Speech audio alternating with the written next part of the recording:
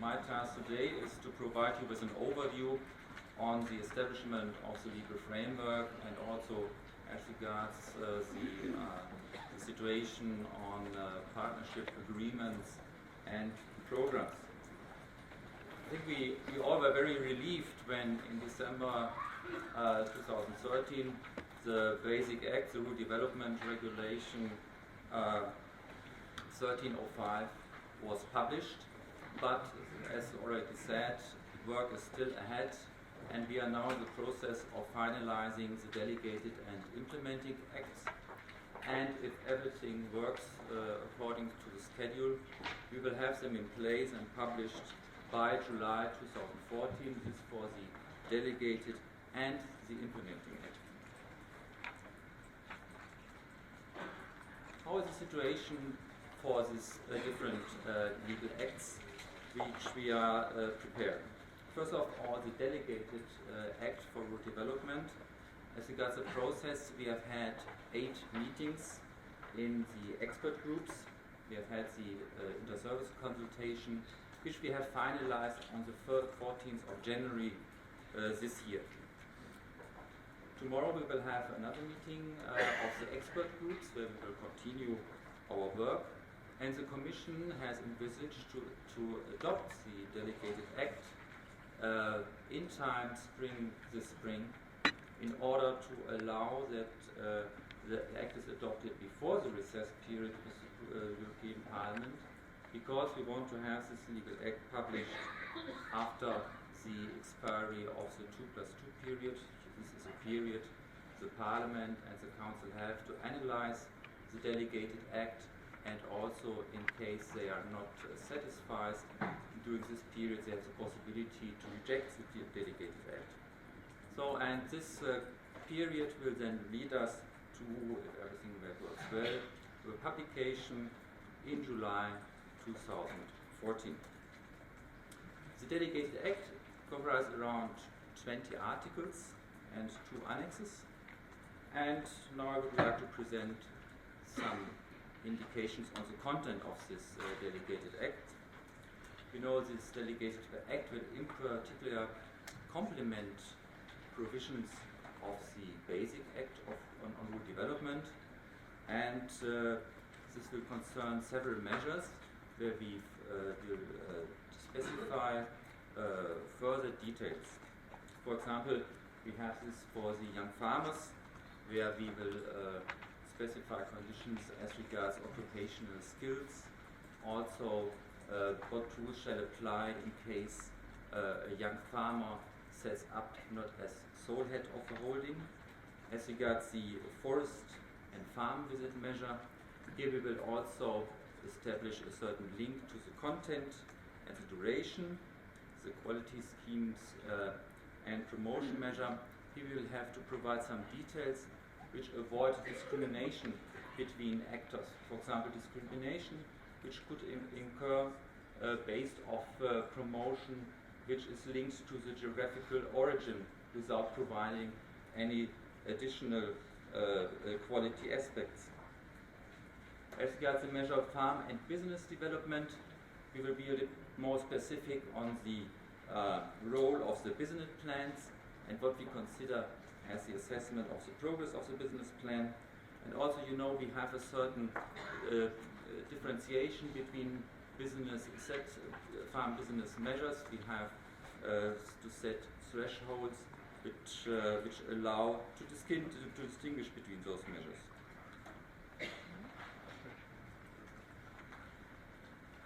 The following slides brings us more to the environmental measures. So here we will address the afforestation measure, where we, as in the past, will indicate certain minimum environmental conditions for afforestation. As regards the agri-environment climate measure, we will continue with the conditions as regards intensification measures on the farm, also for species in danger of being lost to farming. These are provisions which shall allow in the practical implementation, which will allow to the authorities to first of all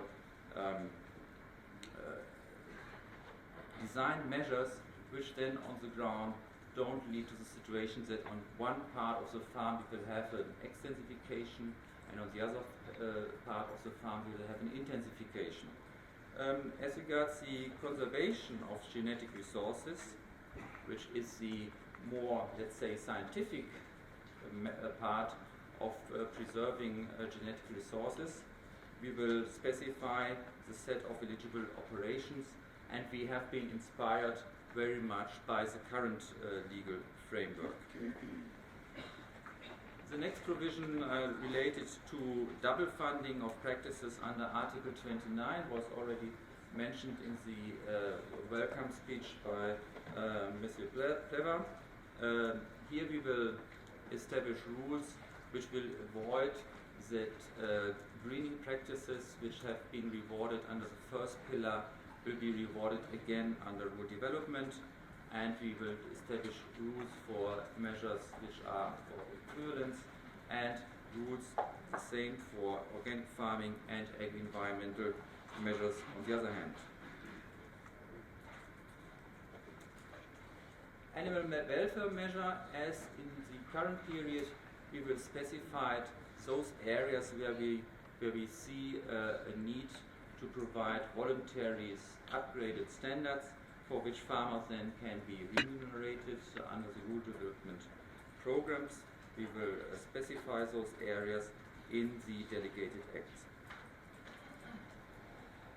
As regards the cooperation measure, the basic act was not very much specific on certain terms which are important for the implementation of this measure, such as local markets, short supply chain, and small operations, and in all this also in the context of cooperation and promotion. So in the delegated acts we foresee a certain possibilities for member states to define local markets and short supply chains. Last but not least, under the delegated act there are certain more technical parts related to commercial loans which are relevant under the risk management measure, provisions related to investments, eligibility of leasing contracts, second-hand equipment, energy efficiency of projects, transitional provisions. So this is a sort of more technical part of the delegated act. I turn now over to the implementing act and the situation in the establishment of the implementing acts. We have had 3 rural development committees who have discussed on the basis of working documents or ideas. The next meeting is scheduled for the 19th of February. But I have to draw the attention to you that we can only vote the implementing act once the delegated act has been finalized and is into force. So therefore also for the implementing act we envisage a publication in July 2014. The implementing act, which comprises 17 articles and 7 annexes, is in particular related to the content of rural development. You find a very exhaustive annex here will describe what should be in the rural development programs of the regions and member states. So it's all about content. We also establish the rules as regards the adoption of programs, national frameworks, and their amendment. But we will also establish certain provisions which are more related to measures.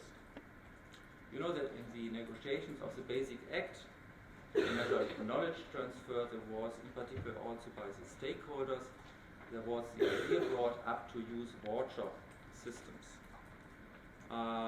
But as this is a kind of new approach under rural development, we were asked by member states to provide more details on what should be the minimum conditions for such a voucher system, and those conditions we will establish in the implementing acts. Also as regards the selection of authorities involved as or bodies, or private companies involved as service providers for knowledge, providing knowledge transfer, providing training, etc. Here we will also provide some clarity as regards what rules have to be applied.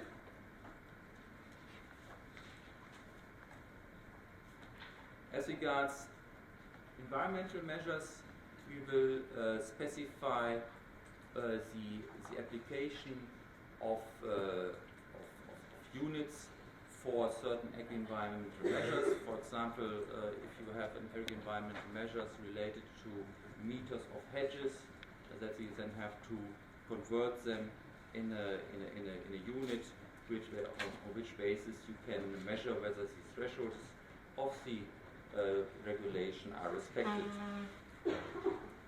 We have certain quality requirements as regards the premium calculation for certain measures, in particular the agri-environmental measures have to be mentioned, and here we again will provide, as in the past, some indications what are our expectations as regards certain standards for the calculation of those premiums.